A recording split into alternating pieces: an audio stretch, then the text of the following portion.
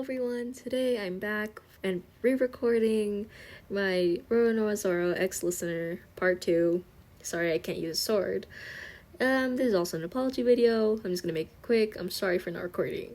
I'll be coming back because I've written a couple fan fictions that I have yet to record, and since it's not hard to record, I'll just do them quickly, edit them, etc. But let's just get straight into it. You continued training for about as long as a year, just as Zoro had told you. You did it without any help, just by yourself. No one questioned it whatsoever. They just figured you wanted to be independent. In reality, you didn't want to be around anyone. The reason was for what Nami and Robin had told you, that you and Zoro were falling in love with each other. Not knowing how he felt about you, you decided to be childish and avoid him along with everyone else when you could. Zoro had had enough of you avoiding him, so he decided to check your level in strength and resistance again. This he knew you couldn't avoid. Oi, Wyan, get over here. Zoro told you while he spotted you training. You walked over to him, setting down your sword. What is it? You replied. Damn it, I stuttered, you thought. As you internally cursed at yourself, he raised a brow at your troubled expression. Getting impatient, he went behind you and began pushing you to his room. When the two of you arrived to his room, he gave you an extra push, causing you to fall forward. You caught yourself before you felt the impact of the fall, leading to Zoro's eyes widening at the smallest bit. You hadn't flinched, nor made a sound at it. Your training had seemed to help you with that. He conducted the small test just as he had before. You stood close behind him, waiting for his response. Luffy then yelled that you had arrived at an island, a new one. Zoro grabbed your wrist without a word spoken as he led you on deck, where he let the rest of the crew know he'd be taking you somewhere on the island. With that, he took you through the forest on the island, spotting something. You were confused as to what he was doing, but you decided to go with it. Wyan, you see that thing there? Zoro asked you, as he pointed to the creature. You nodded in agreement, looking at it while he spoke. Okay, you're going to fight it. I'll help you out if you really need it. Now go, he said, giving you a small push towards it. You approached it with no fear or sign of hesitation as it began to growl. You unsheathed your sword as you walked closer and closer towards it. It roared at you, signaling that it would attack. You dodged all of its attacks without breaking a sweat. You raised your sword, your other sword still making no use of itself. You sliced clean, straight through the middle of the creature.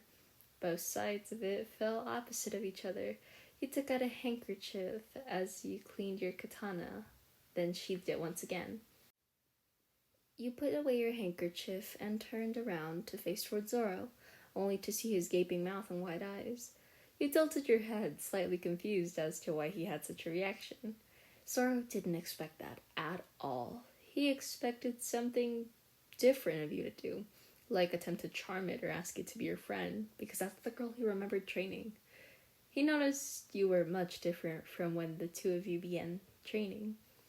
He wanted to be sure that you were fine on your own, so he unsheathed two of his swords, and you unsheathed both of yours, understanding what he was doing.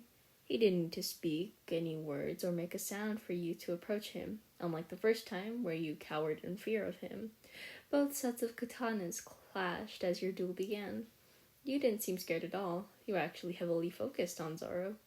Meanwhile, the crew was confused as to where Zoro had taken you. Therefore, they went to go look for the both of you. The crew didn't split up, despite of how much Luffy wanted to go on his own. So when they found the two of you dueling, and no offense, but you were standing a chance against Zoro, their jaws almost dropped to the floor. Their eyes were the widest they'd ever been as they watched your swords clash, both of you a blur because of the speed of the hits. Suddenly, Zoro felt a stronger impact of one of the katanas you had, causing him to momentarily stop. He looked at you, eyes wide when he saw your focused expression. He never thought you looking focused could be terrifying to him. He couldn't even imagine you when you were genuinely angry. What happened next startled the both of you as a nearby running animal caused a rock to go right in front of Zoro's foot while he had been taking a step, causing him to trip forward. You felt the impact of Zoro's fall along with his weight as you both dropped your katanas on the floor nearby. Zoro dropped his as well, reason being, he needed to make sure he didn't crush you, even though he thought you could withstand his weight. He needed to be sure. Your face turned bright red when you realized the close proximity between the both of you. And of course, an animal which was chasing the one that caused this in the first place had to make a rock bounce off of the back of Zoro's head, which made him lean his head just close enough to that his lips landed on yours. Because of this, you somehow forgot how to breathe, since this did happen to be your first kiss. The crew looked at the two of you before they erupted in words like, "I knew it," and "I told you." Zoro quickly pulled away, steam practically coming from the top of his head, while his face was bright red just like yours.